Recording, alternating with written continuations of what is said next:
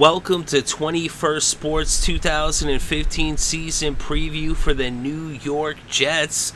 We're going to go over the roster and the schedule and make picks for the entire year. And we'll start off now with the roster.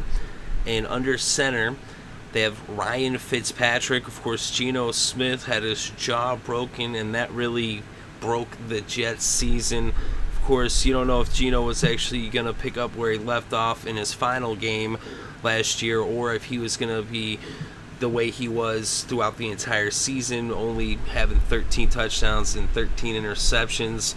I thought, though, he might actually have a decent season this year, but that really hurts them, as now they're going to be starting Ryan Fitzpatrick, and Fitzpatrick's a guy who seems like he would be good. He can fool you into thinking he's good, but in reality, Ryan Fitzpatrick is not a good quarterback. He fooled me before, but you see what he did in Houston. He ruined the Houston Texans season. The Texans had such a great defense, of course, led by J.J. Watt, and Ryan Fitzpatrick would just turn over the ball every single time that the Texans were about to win a game, and he would lose the games left and right. And that's what he's going to do here with the Jets. The Jets have a lot of good talent, but Ryan Fitzpatrick is a turnover machine, and he makes the turnovers at the worst possible moments. Like when it's crucial time, he turns it over. He's like Tony Romo times 10. But all right, so running back Chris Ivory, he's a really good running back. He should put up a lot of yards this year. And then also they added Zach Stacy. Chris Johnson's out. Zach Stacy's in. Then a receiver, you got Eric Decker returning. He was just shy of 1,000 yards last year. And then they're bringing in Brandon Marshall. Of course, Brandon Marshall is very talented. Percy Harvin's gone. Brandon Marshall is now here. The thing is, so with Brandon Marshall, he's the kind of guy that he causes trouble in the locker room. And they already have trouble in the locker room. They got a linebacker that they had to let go because he broke Geno's jaw. And then you got Brandon Marshall, who's always yapping his jaw. And he's going to be talking trash about Ryan Fitzpatrick. It's like, let's take a bet. When do you think Brandon Marshall will start talking trash about Fitzpatrick? Will it be week 1, 2, 3, 4? Will it go past that? Probably not. But anyway, so then at tight end, Jeff Cumberland and Kellen Davis, decent tight ends. And that defense, they actually have a pretty good defense. Let's go over their defense at end. We have Muhammad Wilkerson, and then on the other end, Leonard Williams. And then at nose tackle, Damon Harrison.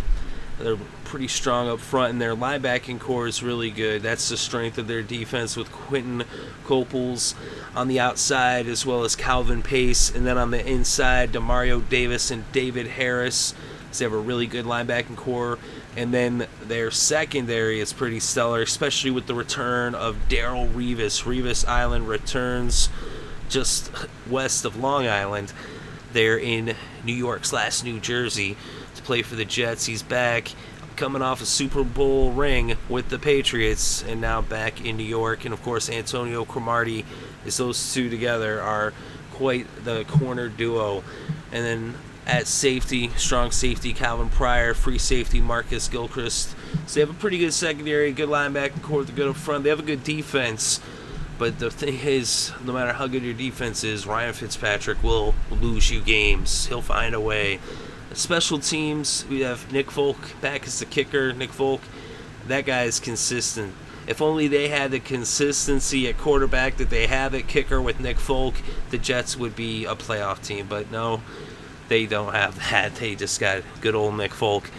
But then at punter, Ryan Quigley. And at kick, to return kicks, Chris Awausu, and then to return punts, Jeremy Curley. I probably totally butchered that last name. I apologize for that. But there's your special teamers. And now let's get into the season prediction, go over the schedule, and make picks for every single game. Let's start off week 1. Things will start off good in New York. I like Todd Bowles, too, as the new head coach. It just, it sucks that they don't have a quarterback. And who knows if Geno would have done it or not. But that really was a huge blow to them. But week 1, September 13th, 1 p.m. Eastern Time, kickoff on Sunday.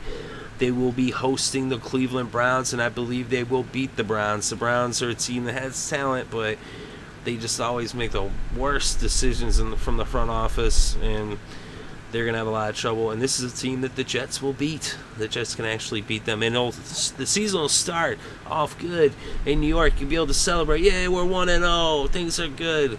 But that will be pretty much the last time you get to cheer all season long. So enjoy that Week 1 victory while it lasts, because in Week 2, September 21st, on Monday Night Football, 8:30 p.m. kickoff, they're going to be going to Indianapolis to face Andrew Luck and the Colts, and the Colts are just going to slaughter them.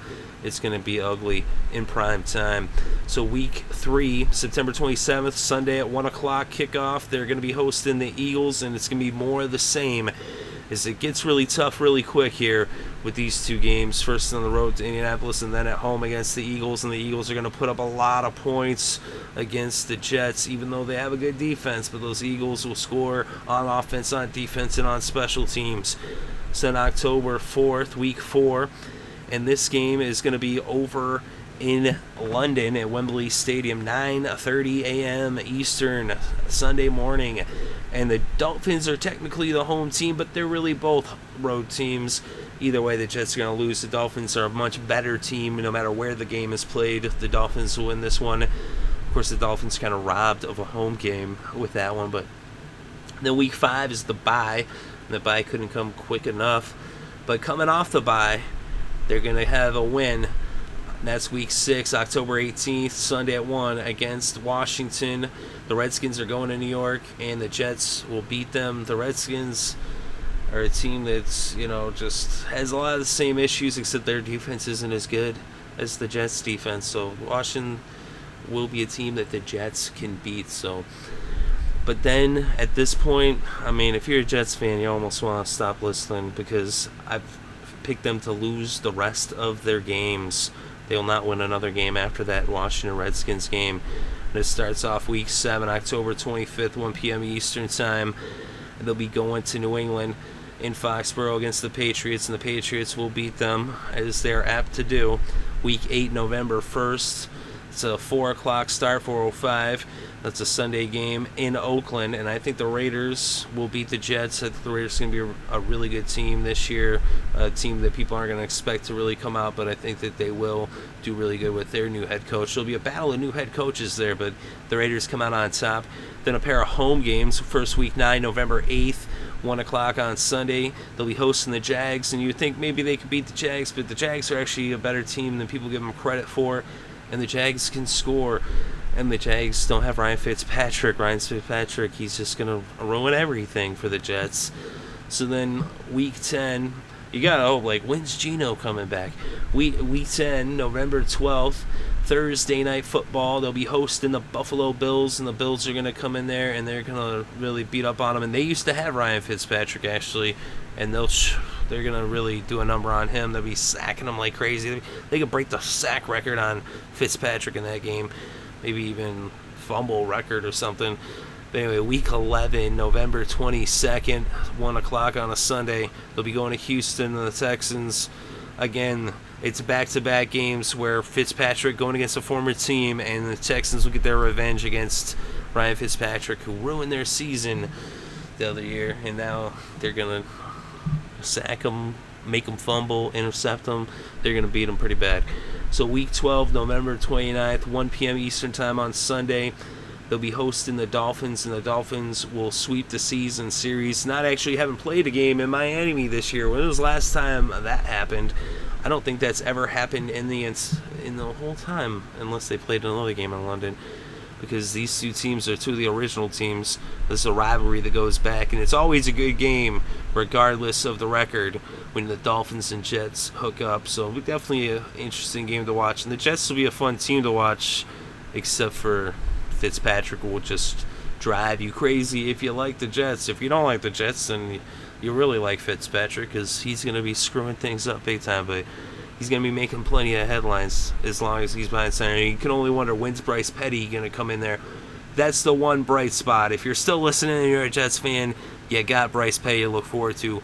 Once Bryce Petty takes this team over, either next year or the year after, the Jets will be friggin' a very good team with Bryce Petty as their quarterback. That was a really good pick that they made in their offseason. That was probably actually their biggest and best offseason move, was to draft Bryce Petty.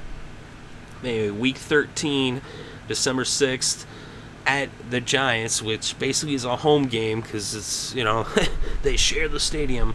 But, there'll be more Giants fans there than Jets fans, especially the way the season will be going. And I think they're going to lose that one too. Then December 13th, week 14, 1 o'clock on a Sunday, they'll be hosting the Titans, and the Titans will win that game. Of course, that might be one that the Jets actually could win, but I've got the Titans winning it. Week 15, December 19th, this is another Thursday night game. This one in Dallas against the Cowboys, and the Cowboys are going to put up too much offense for them, and they'll end up outscoring them and take that one. Then week 16, December 27th, 2 days after Christmas, but that's not a gift. It's coal in your stocking as the Patriots come to New York and beat the Jets for the second time in the season as the losing streak continues. And then week 17, the final week of the season, they go to Buffalo, and Rex Ryan puts an exclamation point, the nails in the coffin, as he gets his final revenge on the Jets to just end what will be just a tumultuous season for New York. I could be wrong, and if you think I'm wrong, go ahead and let me know in the comment section below. Definitely interested to read your thoughts and opinions. If you think maybe the Jets have some kind of chance to even be like 500, there's no way. But will they be as bad as I have them predicted? I don't know. Of course, I have them at 2-14, and I really do believe that is what they're going to end up. And I will not be at all surprised. I'd be surprised if they win in 4 games. 3 maybe, but 4, not likely. So that's what I think. Let me know what you think in the comment section below. As I said, thank you very much for listening. It's greatly appreciated. I hope you're having a good day and have a great weekend and enjoy all the sports.